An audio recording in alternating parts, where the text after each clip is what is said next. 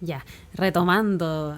Esto es la segunda vez, ¿o no? Sí, es la segunda versión. Lo que pasa es que hicimos una primera versión ayer a Pero las muy 2 de tarde. la mañana. Creo y que no no era adecuado. funciona. Es como lo que uno piensa que ocurrió versus lo que de verdad ocurrió. Como que en el momento que lo grabamos dijimos, ya estamos listos. Y después que lo grabamos el episodio, dijimos, Claro, estamos súper lentos. nos faltó más punch. Sí, como que nos contabais las ideas y Como que todo era difícil. repetimos Sí. muchas palabras, muchas Estábamos, ideas. sí. Estábamos muy divagando demasiado. Más Exacto. de lo normal. Exacto, y no queremos espantarlos, así que vamos a hacer un segundo intento.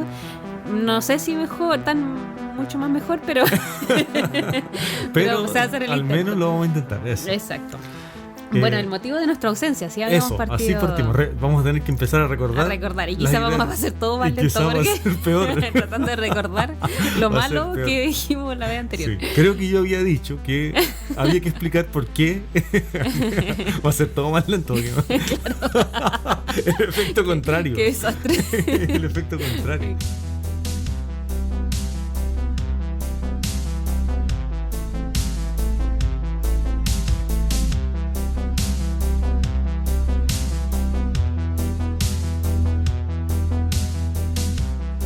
Claro. Había dicho que había que explicar por qué desaparecimos, ¿cierto? Esa era Eso era. Así partimos el Sí, podcast. y lo habíamos hecho súper largo, lo vamos a hacer más corto. Sí, Nos fuimos de Viña. exacto. ¿No? Nos salimos un rato de Viña, unos días, Sí, con unos amigos. Estuvimos en una cabaña, sí. en teletrabajo allá, porque queríamos, como hace Sí. rato que teníamos pensado En la cambiar. costa, Exacto, hay que en la decir, costa. en la sí. costa. Bueno, nosotros somos en la costa, pero en otra costa. Sí. Y pensábamos cambiar un poco de ambiente y nos fuimos para allá. Y pensábamos también grabar el podcast. Exacto, Sí. si bien no habíamos llevado ni micrófonos ni nada, pero estando allá dijimos, uy, pero si grabamos con el celular nomás y Eso. sacamos igual el podcast porque... Nos parecía Claro. interesante poder hacer el podcast como en otro formato, ¿cierto? Más casero, mucho más casero Sí. de lo que ya es. Exacto, y dijimos, hasta puede ser con el sonido de los pajaritos en la El mañana mar. o el mar. Exacto, sí. Ah, Y bueno, intentamos hacer eso, ¿cierto? exacto, No funcionó, no funcionó. 100%. Fracasó. Sí. No, o sea, funcionó, como te explicaba, creo, en un capítulo pasado que nunca salió. Este claro. mismo capítulo. Ayer a las 2 de la mañana. Exacto. Nos Te explicaba. explicaba, te daba mi opinión de que yo creo que funcionó. Lo que pasa es que después no seguimos con esa idea de continuar. Como que nos desanimamos un poco Exacto, de hacer sí. el podcast en ese formato. Sí. Grabamos un poco y ya luego Sí. nos pusimos a hacer otras cosas también. Sí. Igual estábamos en un tiempo de relajo. Eran momentos que teníamos Claro, que estar que el rato libre disfrutando. era Sí. disfrutar un poco el entorno Sí. en el que estábamos. Esa era la idea. de Además no poder íbamos trabajar solos. en otra parte. Y no íbamos solos, íbamos con otra pareja de amigos, entonces como que Exactamente. podría haber sido más lento esa convivencia, digamos. Exacto, sí.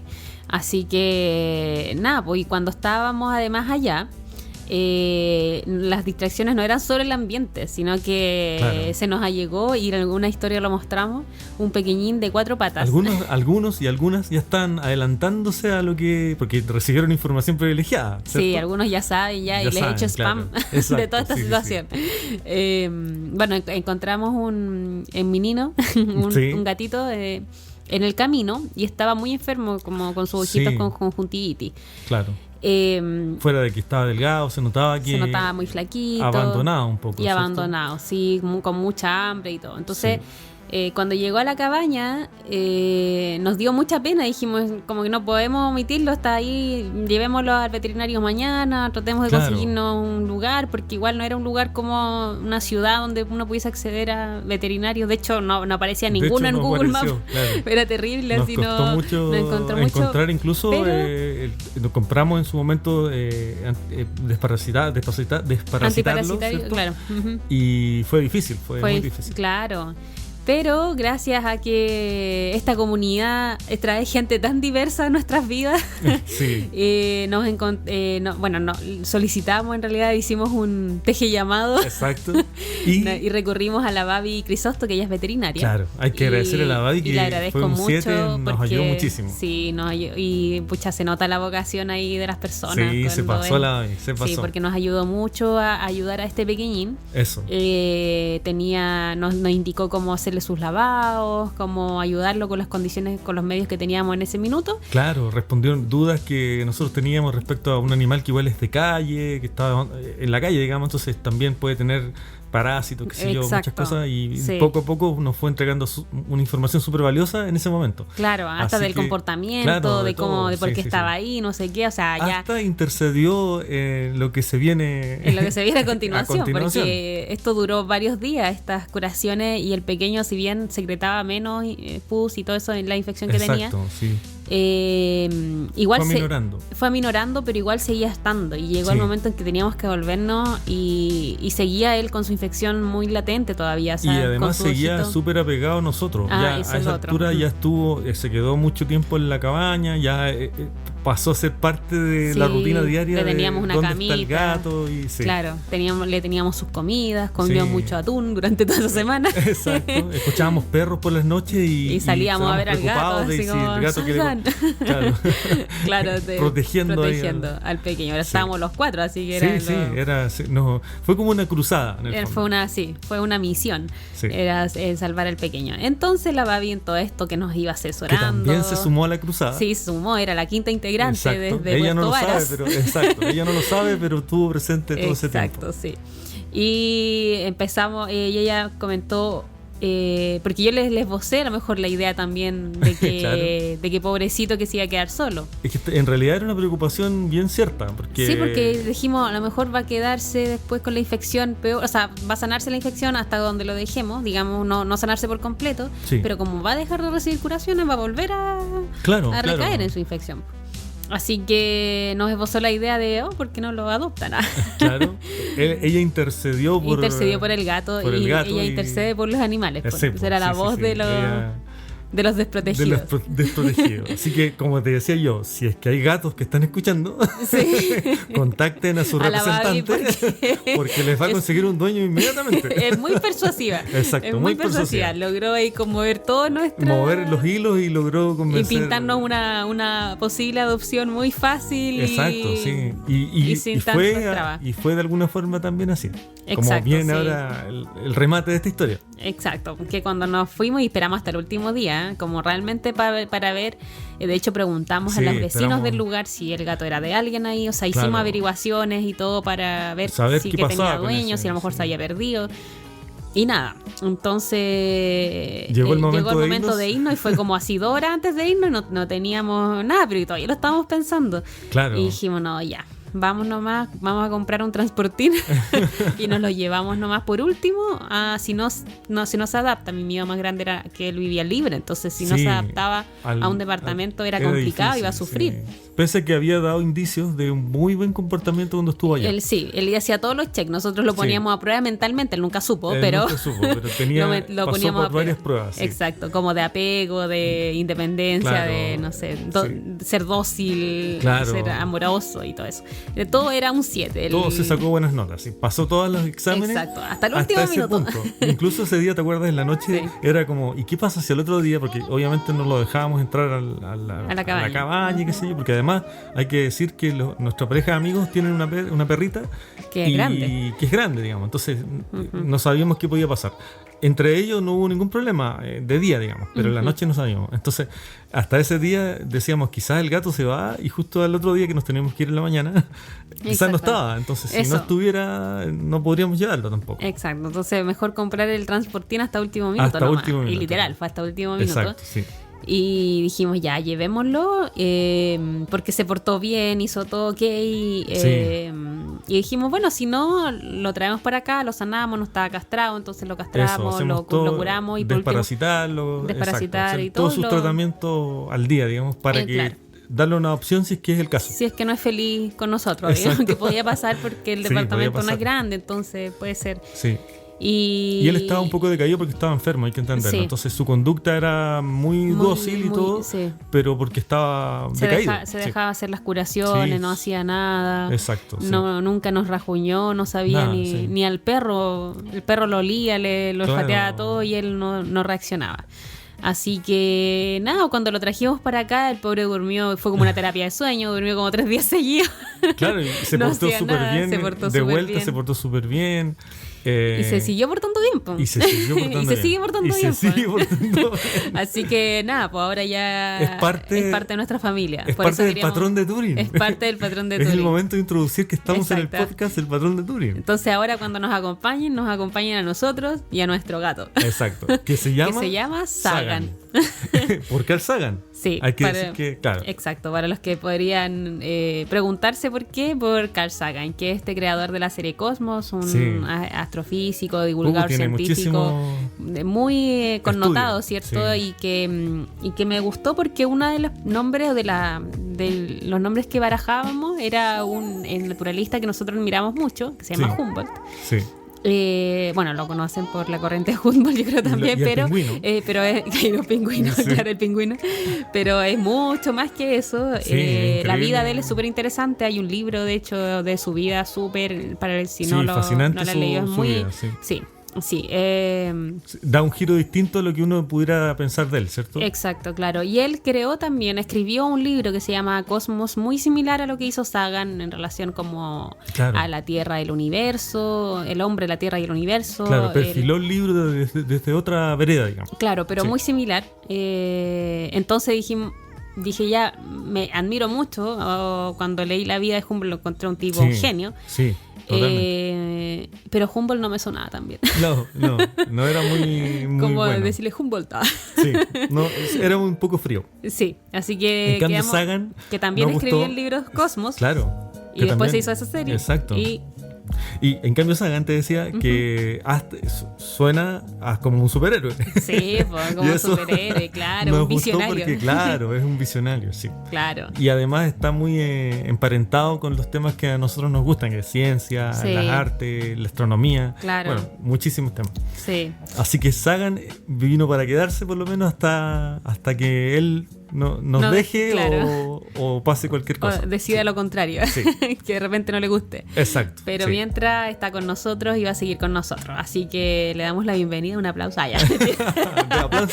Que pase Sagan, ¿no? Desde su casa ahora tiene que maullar. Claro, Sagan maulla. Está lejos. Sí. Pero no quiere hacer su presentación oficial en el podcast, ya lo hará. Exacto, sí. Así que en cualquier momento aparece y van a escuchar a Sagan. Sí. Bueno, para los que no les gustan las historias de animales, que a nosotros nos gusta, vamos a cerrar el tema para no aburrirlos. Debimos haber dicho al principio que en el minuto tanto podrían adelantarlo porque no vamos a hablar nada de tejido. Eso, pero podemos hacerlo en la descripción del podcast. Claro. Sí.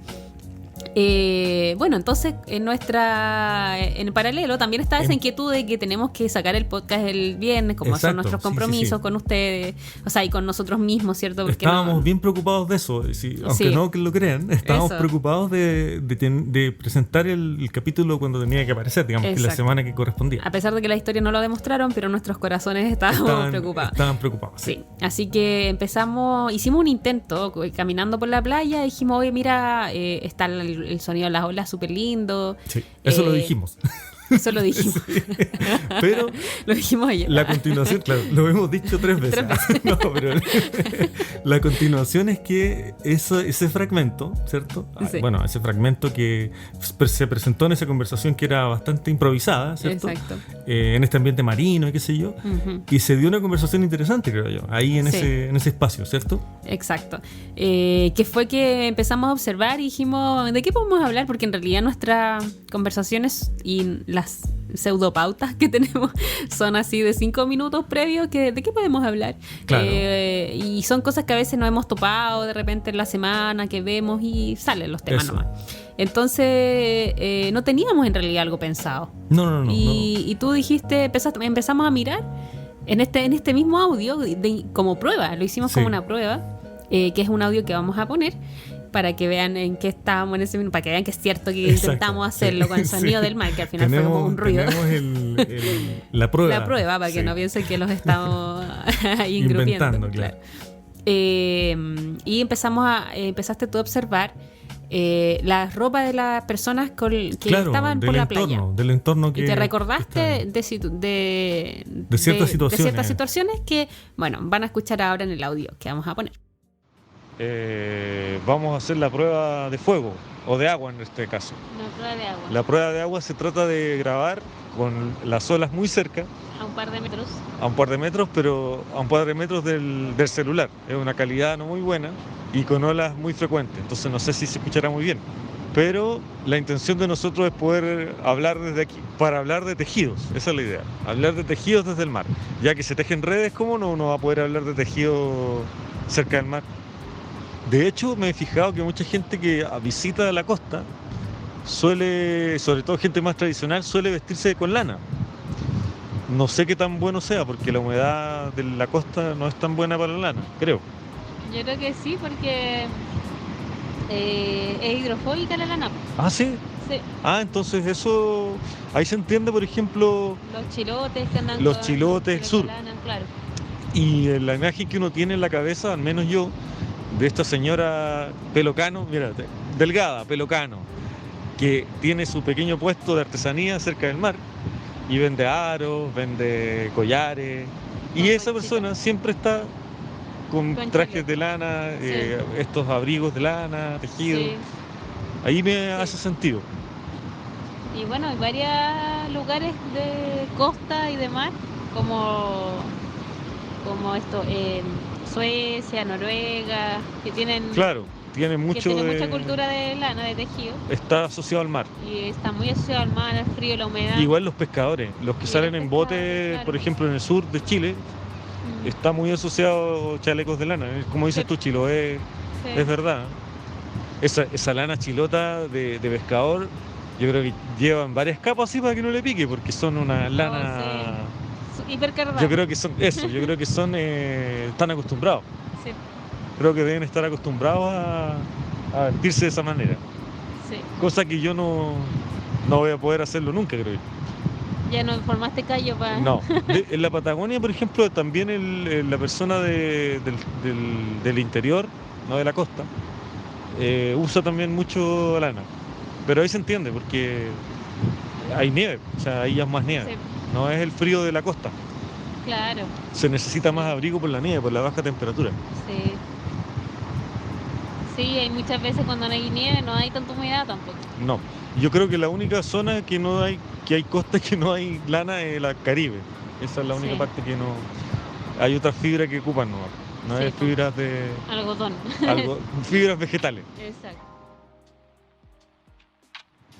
Bueno, y en esto nos pareció interesante el tema porque no solo está el hecho de que, bueno, que es cierto que en el sur se ocupe bastante ropa de lana, que fue algo que fue lo primero que abrimos, ¿cierto? De decir hoy, en realidad en el sur se viste mucho con ropa de lana, los pescadores, personas que están expuestas a humedad, frío, es una vestimenta que se ocupa por sus propiedades. Entonces pensamos, bueno, no creo que sea algo solo de Chile, ¿cierto? Evidentemente hay países con cultura de tejidos de lana, como Europa en el norte, a una ¿cierto? Geografía en el fondo. Exacto. Una geografía común que puede existir en el planeta que instala como una especie de código de vestimenta. O sea, la geografía llama a que la gente se vista de determinada forma. Exacto.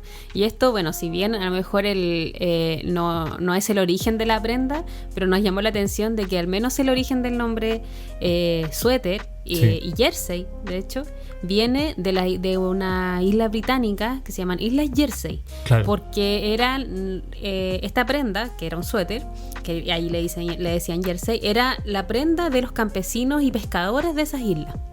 Entonces de ahí partió.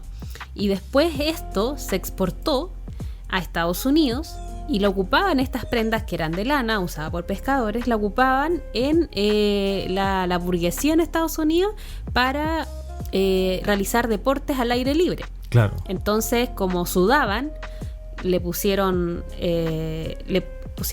suéter, claro. Por sweat, como de sudar, ¿cierto? Y que después no es un nombre muy glamoroso. No es muy glamoroso, claro. Porque en el fondo es como la sudadera pero exacto, en versión chaleco, bueno. Pero es interesante desde el punto de vista de que también lo conversamos en el capítulo no editado ni publicado, pero conecto inmediatamente con esa idea, haciendo un paréntesis, que en el fondo tiene que ver con esto de que no es una moda, no va por la moda inicialmente, va por una necesidad. ¿te fijas? Exacto. La vestimenta, y es un poco lo que por cómo surge la vestimenta. Exacto. Entonces, no es extraño de que se le titule de esta forma, aunque no sea muy glamoroso, digamos. Exacto. Pero sí, remite a eso. Sí, y tiene harto sentido porque después ya nos fuimos como conversando sobre el tema, nos fuimos por otro lado, que dijimos, claro, al final estas prendas se ocupan por tantos años porque también tienen propiedades térmicas que ameritan el uso de esas en ese tipo de clima. Sí. Y que esto viene de como por algo cultural también, ¿no? Y las tejedoras también sabemos mucho, o es muy conocida las propiedades de la lana en sí, es cierto, para regular la temperatura corporal.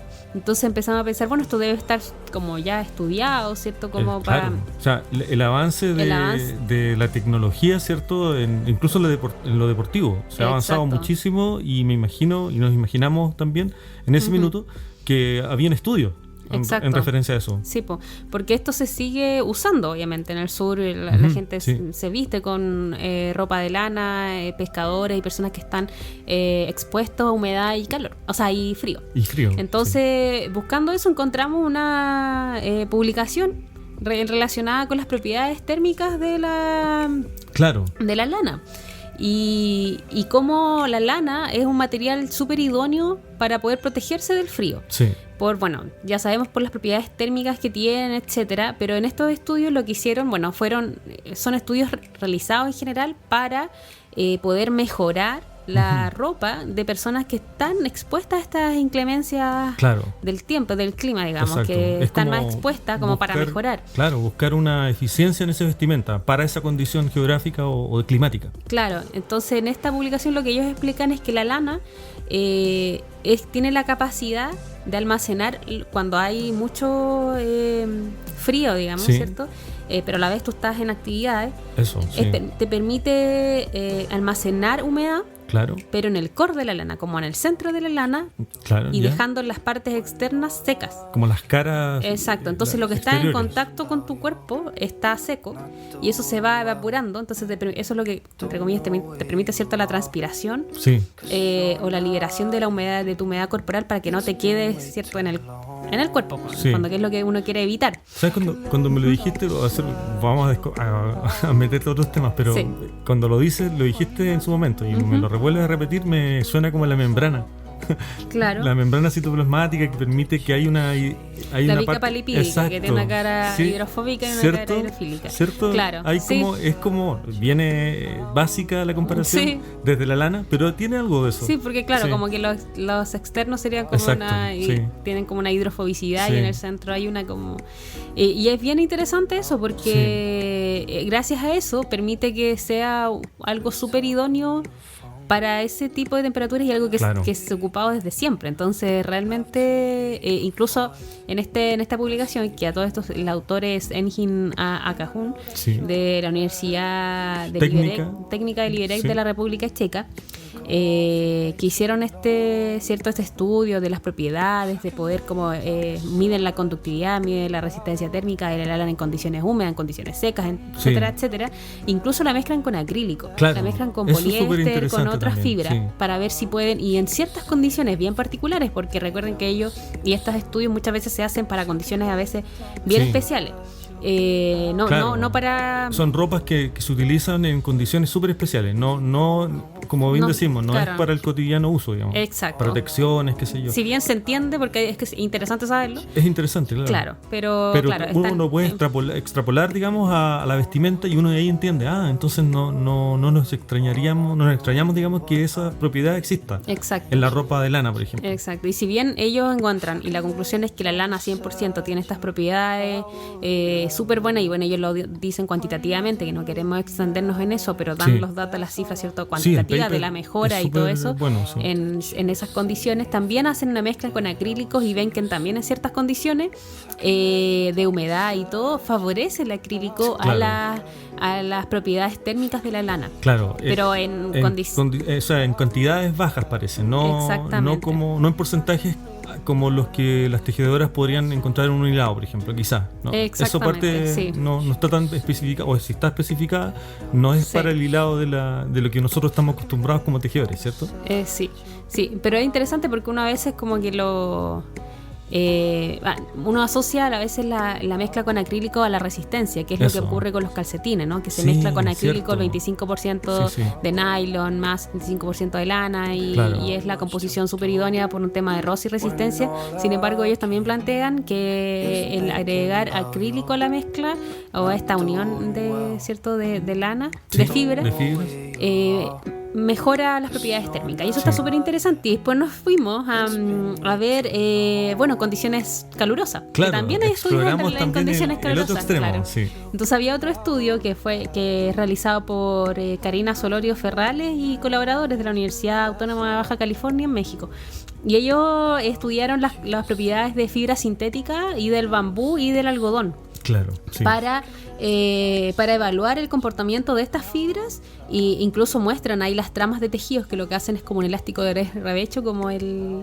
típico elástico que uno ocupa para las pretinas. Sí. Ellos evalúan este tipo de tejido, este tipo de punto, en condiciones de calor y humedad. Y eso es súper interesante porque una cosa es como que el cuerpo se adapte al calor y otra cosa es que el cuerpo se adapte al calor y a la humedad. Claro. Entonces ellos explican también en la publicación de que la adaptación al calor y a la humedad para el cuerpo, bueno, y acá los médicos y las enfermeras y todas la gente del área de la salud deben estar así, obvio, ¿cierto? Que es interesante porque a lo mejor no muchas personas saben cómo funciona el organismo y ellos lo explican para poder capear estas dos condiciones. Que cuando el cuerpo, cierto, excede cierta, o la temperatura ambiente excede cierta temperatura, el cuerpo empieza a activar respuesta fisiológica, y la respuesta fisiológica más evidente es el sudor. Y el sudor nos permite, que el sudor es frío, cierto, regular la temperatura corporal. Pero ¿qué pasa cuando además eso le agregamos humedad? Ese sudor, para que el cuerpo pueda regular la temperatura, necesitas que la humedad se evapore de tu cuerpo, para que puedas seguir sudando, ¿cierto? Y enfriándote. Y no que ese sudor se caliente y quede ahí. Sí. Porque sería un sistema poco óptimo. Exacto. Entonces, ahí el cuerpo... No disiparía ese calor, finalmente. Exacto. Entonces, ahí el cuerpo tiene un trabajo mucho más duro para poder refrescarse, entre comillas, y poder capear esto. Entonces, en ese contexto, ellos están estudiando cómo el bambú, el algodón y las fibras sintéticas se comportaban ante estos climas que se encuentran principalmente en zonas costeras y también en países industrializados, en donde ellos tienen que hacer trabajo en industrias, así yo me imagino como Huachipato, esta industria que tenemos nosotros como ENAP, no sé, así que trabajan. Condiciones similares en cuanto a humedad y qué sé yo, todos los parámetros que ellos evalúan. Exactamente. Y ahí observaron de todas estas fibras, que eran nylon, poliéster y nombraron varias fibras sintéticas, y también bambú y algodón. Observaron que el bambú era el mejor para estas condiciones de calor y humedad, porque permitía la respiración de la transpiración y rápida evaporación, es decir, desde el bambú, el agua que pasa, que es tu sudor, digamos, es posible evaporarse rápidamente, más rápidamente de lo que hace el algodón o las otras fibras. Eso, incluso. Y refrescaría más el sistema. Claro, y tú me mencionabas algo que yo no tenía idea. Claro, el tema de que las ropas de alto, o sea, de trekking, por ejemplo, muchas tienen un porcentaje de bambú alto. Claro. Y ahí tendría sentido esto de que se ocupen para este tipo de deporte, ¿no? Que sudas mucho y necesitas que se seque rápido para que tu cuerpo... Se aprovecha esas propiedades naturales, en este caso de esta fibra vegetal, para que ocurra eso. Y no sea como un horno, en el fondo. Porque la otra alternativa que tú mencionabas, contraria a lo que ocurre, sería como un horno. Se calienta y hay tanto vapor que ese vapor genera más temperatura por no irse, digamos, del sistema. Exactamente, que es lo que ocurre con las fibras sintéticas, que te hacen transpirar mucho. Eso, que en realidad más que te hacen transpirar mucho, te hace que condense tu transpiración ahí mismo, ¿no? Que no respire. Claro. Entonces, que no se evapore desde ahí. Eso. Entonces, hay ropa por ejemplo, de alta montaña que pasa eso. Claro. La ropa bien pensada desde la ciencia, de alta montaña, te permite transpirar y evaporar y que eso medio salga. Claro. Pero hay otras ropas que no están bien pensadas, y terminas mojado. Exacto. ¿Cierto? Entonces la composición de este tipo de prendas es súper importante. Bueno, y ellos lo enfocaron también sobre todo para los trabajadores de este tipo de industria, porque el no poder regular tu temperatura corporal hace que te genere el cuerpo como entre en un estrés térmico. Sí. y que tu rendimiento y tu bienestar y tu condición fisiológica, tu rendimiento, digamos, corporal disminuya, y eso obviamente que afecta al trabajador y afecta a la empresa, y tú sabes que al final todo se trata de la producción. Todo se trata de números acá. Sí. Exacto, sí, en este tipo de cosas sí.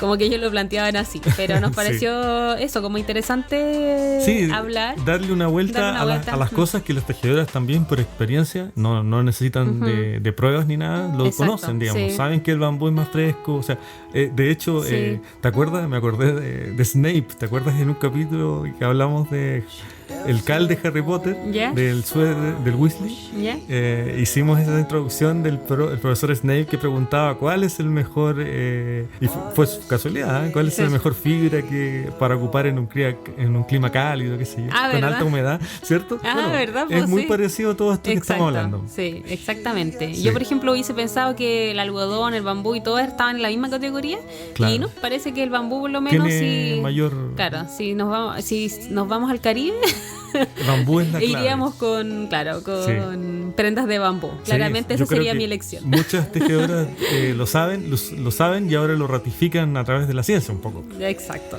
Así que bueno, eso esta conversación queríamos transparentarla con ustedes. Y otro dato, otra experiencia propia, digamos, que también te lo comenté, creo que es interesante mencionarlo, que va en relacionada con el primer paper que tú dijiste, que es el tema de los climas fríos, ¿cierto? Sí. Y la lana. Que cuando yo me puse por primera vez el Willy Sweater, el Willy sudado. Exacto, que no sudé nada, digamos, claro. Ni me picó nada tampoco. Exacto, que el tema fue maravilloso. Sí, y creo que aquí abrimos un tema nuevo que después en un futuro quizás lo podemos retomar, que es el tema de cuánto picaría la lana Corriedale, por ejemplo. Sí. ¿Cierto? Que lo hemos conversado muchas veces y no ha salido en ningún podcast, y creo que podríamos considerarlo, ¿cierto? Exacto. Bueno, lo dejo ahí abierto a la posibilidad.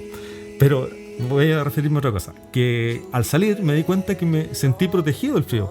Sí. No con las mismas características o condiciones que lo podría haber hecho con una parca, con un polar, por ejemplo, con una tela polar, o no sé, incluso con la parca de pluma. La parca de pluma también me abriga mucho, pero es otra sensación y es otra condición que se da. Sí. Que hace mucho tiempo creo que no la había experimentado. De hecho, la tenía bien olvidada. Y tú me comentaste a los inicios de cuando tomaste tus tejidos y te hiciste tus primeras prendas, me comentaste eso, que sentiste lo mismo que sentí yo en ese minuto. Sí, es súper loco eso, porque cuando yo, claro, me tejí el primer chaleco, el suéter, y lo empecé a usar, esa misma sensación que tuviste tú ahora la tuve yo y dije, lo encontré tan rico. Es como, no sé, como que tu cuerpo se siente tan... lo disfruté, como que logré así sentir la diferencia entre vestir con prendas sintéticas versus las naturales. Que me quedó gustando y dije, ¿sabes qué? Como decisión voy a tratar de elegir como fibras naturales para vestirme, porque es algo que me hace sentir bien. No por nada más, digamos, sino que por eso me gustó mucho. Bueno, también hay otros motivos. Agrega comodidad, etcétera. Pero era muy cómodo y como que sentí eso que esa protección entre el frío, que tu cuerpo como que respiraba, no sé. Sí, es extraño porque no sabría cómo tratar de explicarlo en el sentido de que es como una piel más gruesa que uno tuviese, ¿cierto? Es raro. Claro, sí. Es como, sí, pues como tener como ser una oveja. Exacto. Siéntete como oveja por un día. Exacto. De hecho, me puse a caminar en 4 patas. No, mentira. Claro. La gente me miraba en la calle y no sé por qué. Y tú seguías a tu rebaño, es un tejido a mano, es solo un tejido a mano. Claro. Sí, está toda la gente con tejidos de lana. Claro, exacto. Tratar de buscar tu grupo. Traté de buscar mi rebaño y llegué directo a la tienda de lana. O sea. Claro, cosas extrañas suceden cuando uno ocupa fibras naturales. Sí. Sentí el llamado a mis congéneres y llegué a la tienda de lana sin querer. Exacto, tú ahí, deme 10 madejas de Corriedale, por favor. Y las señoras, ¿tú viniste la otra vez con...?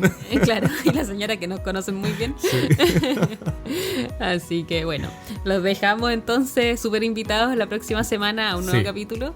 No van a haber interrupciones porque creo que no vamos a salir más a encontrarnos con otros gatitos ni animales.